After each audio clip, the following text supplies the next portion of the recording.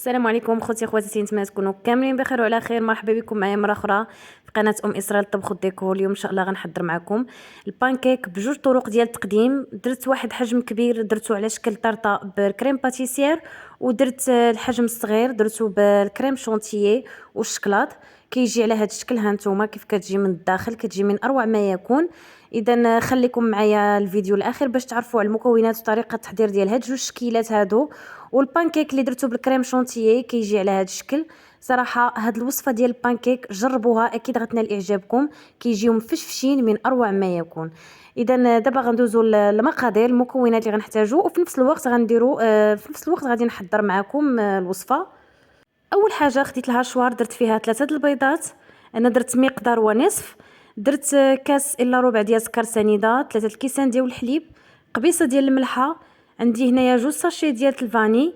وفي صندوق الوصف غنخليكم مقدار واحد. عندي هنا جوج ساشي، جوج خمارات ديال الالزام فئه 8 غرام او بيكينغ باودر. بالنسبه للدقيق مقدار واحد كندير فيه جوج كيسان ونص، وانا زدت نصف المقدار ديالو، بحال كنقولوا كاس وربع. صافي، وغادي نخلط العناصر جيدا حتى كينسجموا مزيان. من بعد ما نسجم ليا الخليط، خديت هنايا عندي 3 المعالق كبار ديال الزبده، يعني بالنسبه لمقدار واحد غنستعملوا 2 معالق كبار. صافي غنضيفهم للخليط، وغنحاول نعاود مره اخرى انني نطرب الخليط. فاش غادي نطربو، غادي نقسم، نحيد واحد الجزء اللي غنديرو بالحجم كبير، غنخليه بنكهه الفاني، واللي غنديرو بالحجم الصغير غنديرو بنكهه الكاكاو. من بعد ما خليت الجزء اللي غادي نخليه بنكهه الفاني، ضفت هنا عندي هنايا 3 المعالق ديال الكاكاو المر، وضفت ليهم القليل من الحليب باش الخليط ما كيف كتعرفوا الكاكاو كينشف العجين. صافي غادي نطرب جيدا حتى ينسجم ليا الكاكاو مع الخليط، وغادي نصبو في البول الاخر. صافي وغنغطيهم ونخليهم واحد ربع ساعه على الاقل. يعني قد ما خليتهم اكثر ممكن انكم تخلطوا البانكيك ديالكم بالليل وتخليوه حتى الغد اللي عاد كطيبوه، كيجي اروع ما يكون. صراحه قد ما بقى العجين ديال البانكيك كيرتاح كيجي احسن، كيجي التهويه ديالو من الداخل كتجي اكثر. صافي غادي نغطي لي بول ديالي بجوج ونخليهم كيرتاحوا. بعد ما ارتاح ليا الخليط غناخذ اللي بنكهه الفاني. خديت هنا مقله حجم كبير وغادي ندير فيها الخليط. صافي وغادي نخليه كيطيب، كنحاول نوزعو في المقله كامله ديال الطيفال، وغادي نخليه تيبان ليا كيدير واحد الفقاعات، ولكن ما تنشفش البانكيك من الفوق. الا نشفات كتجي عندكم ما محمراش من الفوق مزيان. غادي فقط انها تدير دوك الفقاعات بحال الشكل ديال البغرير، ولكن هي ما كديروش مثقب بديك الدرجه. صافي وكتقلبوها على الجهه الاخرى، كتبان لكم اصلا كيبان لكم بانه بدا كياخذ اللون الذهبي من الاسفل. هانتوما كيف كتشوفوا معايا. غادي نحاول انني اول وحده ديما كتكون صعيبه انكم تقلبوها. من بعد فاش كتبقاو طيبوا في المقله، صافي كيولي عندكم بسهوله انكم ممكن تزولوا البانكيك ديالكم من المقله. صافي غادي ناخذها وغادي نقلبها على الجهه الاخرى، نخليها الجهه الاخرى ما كتعطلش فيها تقريبا واحد 30 ثانيه. صافي كتحيدوها من على النار، وغادي نكمل بهذه الطريقه. كيف كتشوفوا كتاخذ هذا اللون الذهبي كيجي من اروع ما يكون، وكتعطيكم الريحه فاش كتبدا تطيب، راه كتعطي واحد النسمه تاع الريحه ديال البانكيك. غادي نطيب ما تبقى ليا من الخليط. هاد الكميه اللي خليت عطاتني جوج ديال لي بانكيك بحجم كبير. صافي غنستمر بهذه الطريقه حتى نطيب ليا الثانيه، البانكيك الثانيه، وندوزو نطيبوا البانكيك اللي بنكهه الشكلاط. بالنسبه للبانكيك اللي بنكهه الشكلاط غنطيبوه في المقلاة ديال 7 الوجوه. كيجيو دي بانكيك صغيورين، ممكن حتى هو طيبوه فقط في المقله ديال الطيفال وديروه بالحجم اللي بغيتو. فقط هاد المقله هذه كتخلي كيجيو متساويين، كيجيو الحبات قد كاملين. صافي غنعمر هاد الحفيرات هادو ديال المقله، وبنفس الطريقه كيف قلت لكم كتخليو كيبدا يدير واحد التقيبات. صافي وكنبداو نقلبوا لي بانكيك ديالنا ياخذوا لينا بالنسبه للكاكاو خلاص راه ما كيبانش، المهم واش تحمر ولا لا. صافي غير كيديروا دوك الحفيرات، كيكون باقي ما نشفش الوجه ديالها، كنقلبها على الجهه الاخرى، كنخليها واحد المده قصيره بزاف، فقط غير كنقلبهم واحد شويه كنحيدوهم. وكاينين حبات اخرين غندير فيهم حبيبات ديال الشوكولاط، خليكم معايا. ها نتوما كيف كتشوفوا من بعد ما كيطيبوا كيجيو على هذا الشكل، والحجم الكبير كيجي على هذا الشكل. غتشوفوا معايا دابا الشكل اللي قلت لكم غندير بحبيبات الشوكولات. فاش كنعمر دوك الحفيرات ديال المقله كندير فوقهم حبيبات الشوكولات، وبنفس الطريقه كنطيبوهم. غنكمل الخليط اللي عندي ونتلاقى معكم في طرق ديال التزيين ديال الاشكال بجوج ديال لي بانكيك. من بعد ما طيبت لي بانكيك كاملين دابا غندوز نحضر الطبقه الاولى اللي غنخدم بها الشكل ديال البانكيك بحجم عائلي ديال الطارت ديال الكريم باتيسير. هنا عندي اترو لاروب ديال الحليب، درت ليه السكر سنيده كيبقى على حسب الذوق. عندي هنا ساشي ديال الفلون غويال بنكهه الشكلاط، ساشي ديال الفاني، وغنخدم بالكريم باتيسير بنكهه الشكلاط. كتكون مذاق ديال الشكلاط ممكن تستعملوا لي بمذاق الفاني فقط، حتى هي ممكن دير نفس الخدمه، غير هي كنفضل انا هذه بمذاق الشكلاط كيبقى في لو تيم ديال اننا بغي نحضروا كريم باتيسير بمذاق الشكلاط. هنايا كيف كتشوفوا معايا درت 4 المعالق كبار ديال لا كريم باتيسير. الا كانت عندكم ما كايناش لا كريم باتيسير ممكن تستعملوا فقط مايزينا او لا نشا الذره تيدير حتى هو نفس الخدمه. وهنا درت واحد المعلقه ديال قهوه سريعه الذوبان.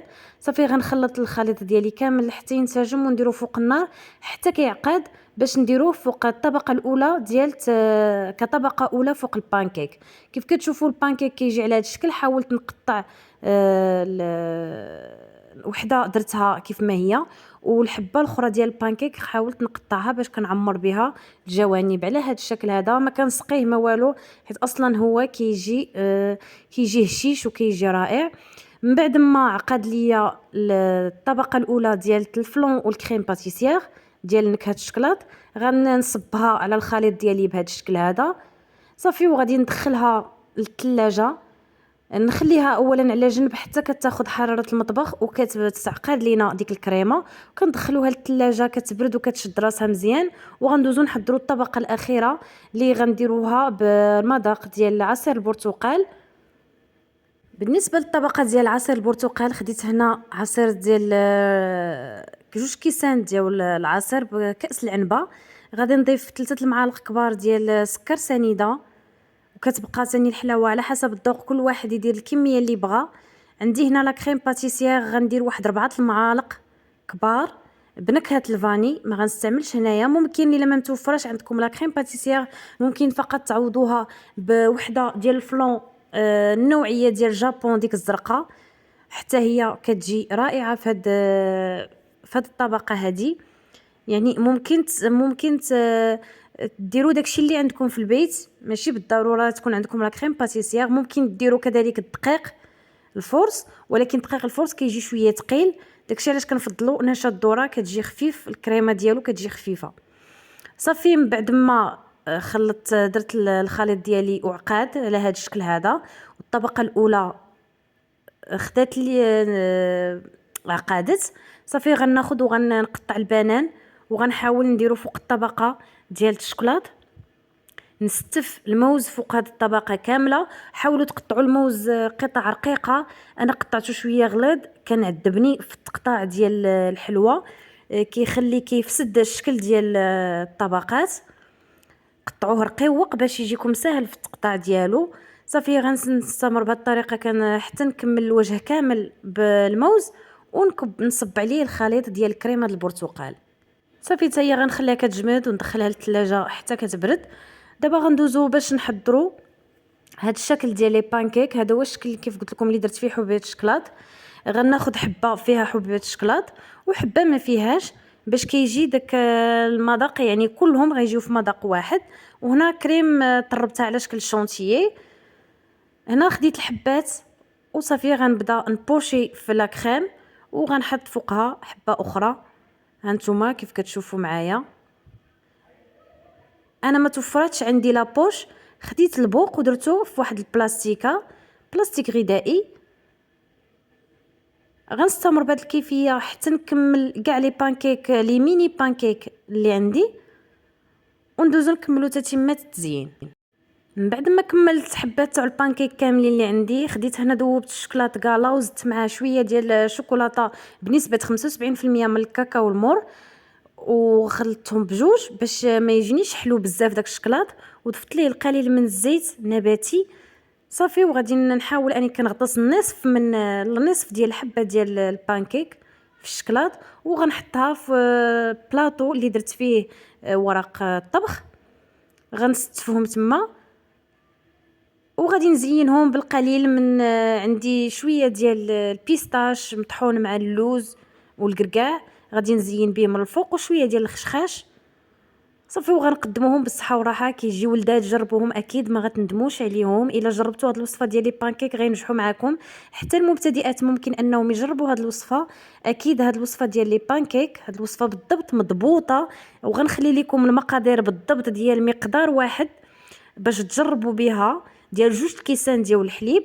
غتجيكم من اروع ما يكون. جربوها وجاوبوني في التعاليق كيف جاتكم الوصفه، اكيد غتنجح معكم. وبالنسبه لتتمه التزيين ديال البانكيك بالحجم العائلي اللي جا على شكل طورطه، اولا ممكن تعتبروه تحليه، كنزينو بخطيطات ديال الشكلاط اللي تبقاو لي من الميني بانكيك، وشويه ديال الليمون مقطع على هذا الشكل هذا، شويه ديال رقائق اللوز اللي محمرين، ودرت القليل من الفيرميسيل شوكولاته سوداء درتو في الجوانب. وهذا هو الشكل النهائي لاطباقنا نهار اليوم. هذا تحليه اولا طارطه اللي بالبانكيك بالحجم العائلي. وهادو لي ميني بانكيك اللي معمرين بالشونتيي كيجيو على هذا الشكل، كيجيو من اروع ما يكون، المذاق اروع. نتمنى انكم تجربوا الوصفه وتنال اعجابكم. الى عجبتكم ما تنسونيش بلايك وبارطاج مع الاصدقاء، وكنشكركم على حسن المتابعه. الى وصفه قادمه بحول الله.